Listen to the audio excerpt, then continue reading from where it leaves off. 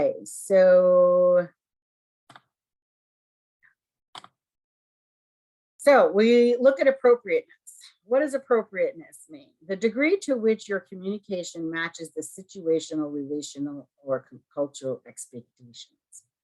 So many of this we learn by the next one, self-monitoring. How do you observe yourself in different situations? We can't know every situation, but as you grow and mature in different environments, you're going to act differently if you work in the kitchen of a restaurant and then in the kitchen of your own home. So there's going to be appropriate communication expectations in the workplace different than the home. And that is how well you observe yourself. So let's say at home, you're with friends and you like to use profanity. When you're at Stop and Shop and behind the deli counter and you're slicing my deli meat, I particularly take offense to that. And you might not want to shout your profanity to your friend who's also slicing deli meat behind there. So the more you observe about yourself and gain knowledge by others interacting with you, your level of appropriateness matures. And then effectiveness, the ability to use communication to accomplish self-presentational, instrumental, and relational goals. So the more job interviews you go on, the more instrumental goals you acquire. And you may want to keep a journal. I do talk about keeping journals because we want to monitor how you behave today in this type of situation. How do you behave tomorrow in that same type of situation? And then in a couple of months from now.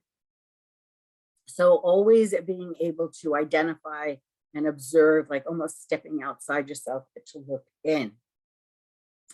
And ethics, a set of moral principles that guide our behavior. So we would love everybody to be on the same page with that, but we all know that we have different moral principles. So the guideline that I've always used is to be an ethical member of society. I know it's the word ethic in the word to describe the word ethics, to be a productive member of society if you wanted to do that.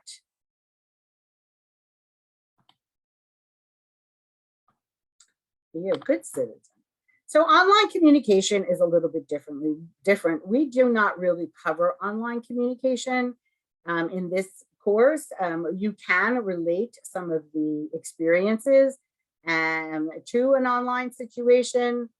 So when we're talking about speaker listener, you can relate to texting as a linear, and then if you receive a message back as feedback, then if that message, sometimes we wait for that, there's 3 little dots and they don't come and they don't come. And then now you're establishing this person doesn't care about me, all this unintended information.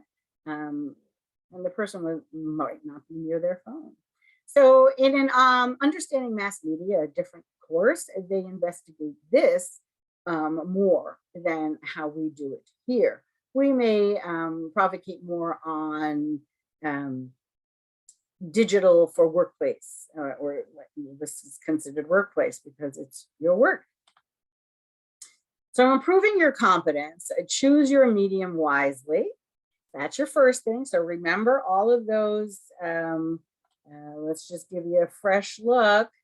As I said, in each one of these situations or each one of these contexts, even if it's the same message, how would you deliver that message differently in all of these? And that needs to be understood, that we read a newspaper differently than we read 144 characters. Gender and sexual orientation is also important in understanding interpersonal communication because we are here to become proficient communicators and not to offend.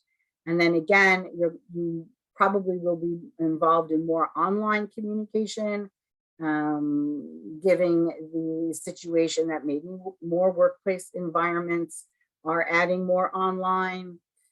I don't know if you pay very close attention to your social online But in this course, we would want to enhance your workplace relationships online with work coworkers, and the dark side, terminating relationships when we get into harmful language said to one another, and having to use defenses to qualify what we're doing. Harmful language is enough for me. That should not be in a meaningful relationship. I know, pretty much.